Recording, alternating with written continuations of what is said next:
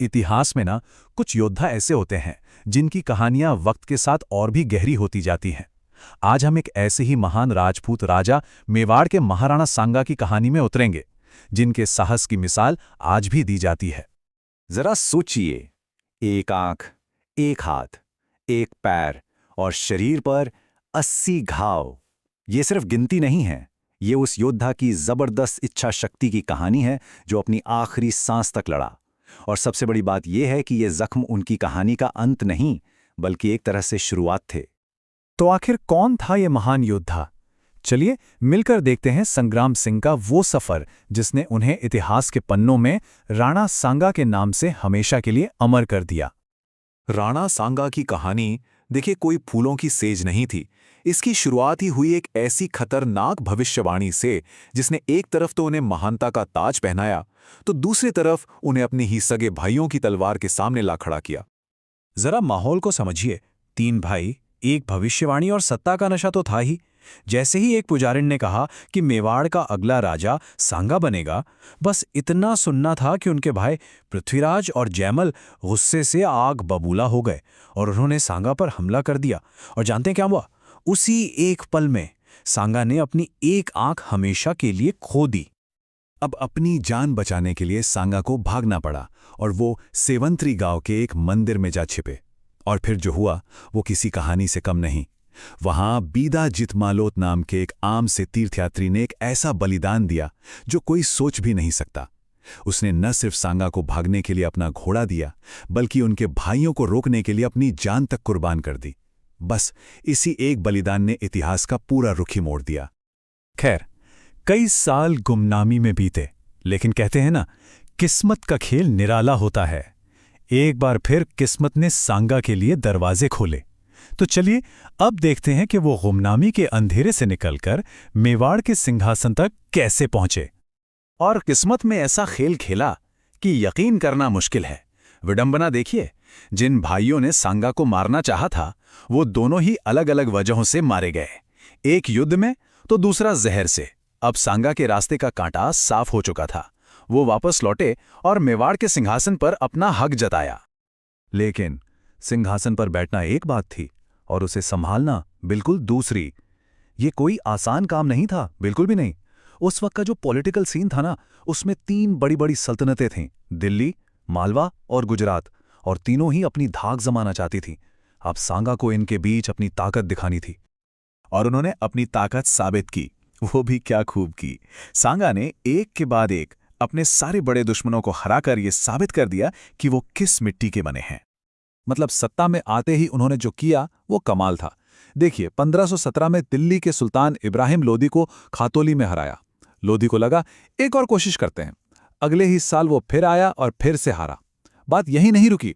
1519 में मालवा का सुल्तान हारा और 1520 में गुजरात की सेना को भी धूल चटा दी। ये तो जैसे जीत की एक लहर थी जिसने सबको हिलाकर रख दिया।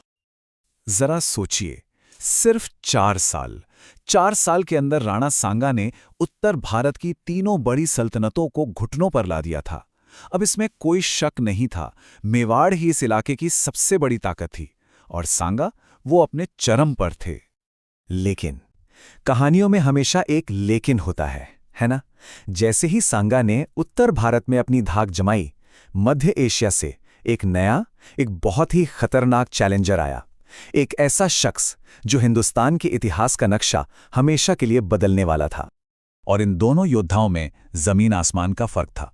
एक तरफ राणा सांगा, एक बहुत बड़े जमे जमाए साम्राज्य के राजा, एक मजबूत राजपूत सेना के लीडर, और दूसरी तरफ बाबर, मध्य एशिया से निकाला गया एक राजकुमार जिसके पास खोने को कुछ था ही नहीं। पर हां, उसके पास एक ऐसी चीज थी जो सांगा के पास नहीं थी, एक नई घातक टेक्नोलॉजी, तोपें। तो 1526 में बाबर ने पानीपत में दिल्ली के सुल्तान इब्राहिम लोधी को हरा दिया। दिल्ली और आगरा अब उसके कब्जे में थे। इसका मतलब साफ था, अब हिंदुस्तान की बादशाहत के लिए मैदान में सिर्फ 2 ही खिलाड़ी बचे थे, राणा सांगा और बाबर। और इन दोनों का टकराना अब तय था। और बस यहीं से मंच तैयार हुआ उस महायुद्ध का, जो सिर्फ ये तय नहीं करने वाला था कि अगला राजा कौन होगा, बल्कि ये लड़ाई आने वाली सदियों के लिए हिंदुस्तान की किस्मत लिखने वाली थी। तो पहली भिड़ंत हुई फरवरी 1527 में बयाना में, और यहां पर राणा सांगा की सेना ने बाबर की एडवांस फोर्स को सिर्फ हराया नहीं बल्कि बुरी तरह से कुचल कर रख दिया। मुगलों के लिए ये बहुत बड़ी बेइज्जती थी और राजपूतों के लिए एक शानदार जीत। बयाना में जो हार हुई ना, उसका बाबर की सेना पर बहुत गहरा असर पड़ा। मतलब एक साइकोलॉजिकल हिट था। उसके सिपाही अब उस योद्धा से लड़ने में डर रहे थे जिसका नाम ही काफी था, जिसे कोई हरा नहीं पाया था। बाबर की फौज का जो कॉन्फिडेंस था वो बुरी तरह टूट चुका था। ठीक एक महीने बाद मार्च 1527 दोनों सेनाएं खानवा के मैदान में आमने सामने थे। ये असल में ताकत बनाम तकनीक की लड़ाई थी। सांगा के पास राजपूतों और अफगानों की एक बहुत बड़ी फौज थी, तो बाबर के पास क्या था? तोपें, बंदूकें और एक बहुत ही चालाक लड़ाई की तरकीब, जिसे तुलगुमा कहते थे। इसमें वो अपनी सेना को हिस्सों में बांटकर दुश्मन को दोनों तरफ से घेर लेते थे। लड़ाई शुरू हुई और शुरू में तो ऐसा लगा कि राजपूतों का जोश और हिम्मत बाबर की तोपों पर भारी पड़ रही हैं। लेकिन जब सांगा ने देखा कि उनकी सेना का अगला हिस्सा तोपों के गोलों से बिखर रहा है, तो उन्होंने एक बड़ा फैसला लिया। उन्होंने खुद आगे बढ़कर सेना को लीड करने का सोचा। अब सांगा अपने हाथी पर एक हौदे में बैठे थे। ये हौदा मतलब हाथी की पीठ पर कमांडर के बैठने की एक ऊंची सीट। इससे उन्हें लड़ाई का पूरा नज़ारा तो मिलता था, लेकिन इसका एक नुकसान भी था। वो दुश्मन के लिए एक आसान टारगेट बन जाते थे। और फिर वो एक पल आया जिसने पूरी बाजी पलट दी। जैसे ही सांगा अपनी सेना का जोश बढ़ा रहे थे, दुश्मन का एक तीर सीधा उन्हें आ लगा। वो अपने हौदे में ही बेहोश होकर गिर पड़े। और बस सेनापति को गिरते देख राजपूत सेना में खलबली मच गई, भगदड़ मच गई। ज़ाला अज्जा नाम के एक सरदार ने उनकी जगह लेने की बहुत कोशिश की, पर तब तक बहुत देर हो चुकी थी। सेना का हौसला पूरी तरह से पस्त हो चुका था। और इसी के साथ खानवा की लड़ाई खत्म हुई। बाबर जीत चुका था। इस जीत के बाद उसने खुद को गाजी का खिताब दिया, जिसका मतलब होता है धर्म योद्धा। ये भारतीय इतिहास का एक बहुत ही बड़ा टर्निंग पॉइंट था। देखिए, खानवा की हार सिर्फ एक लड़ाई की हार नहीं थी, ये एक पूरे दौर का अंत था।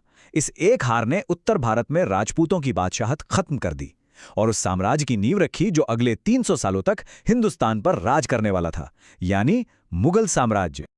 और ये पूरी कहानी हमें एक बहुत बड़े सवाल पर लाके छोड़ देती है। कभी सोचिएगा, अगर वो एक तीर अपने निशाने से चूक गया होता, अगर वो तीर सांगा को न लगा होता, तो क्या होता? क्या हिंदुस्तान का इतिहास कुछ और होता? क्या मुगल साम्राज्य कभी इतना बड़ा बन पाता? ये एक ऐसा सवाल है जो हमें बताता है कि इतिहास में कभी-कभी एक छोटा सा पल भी कितना बड़ा फर्क ला सकता है।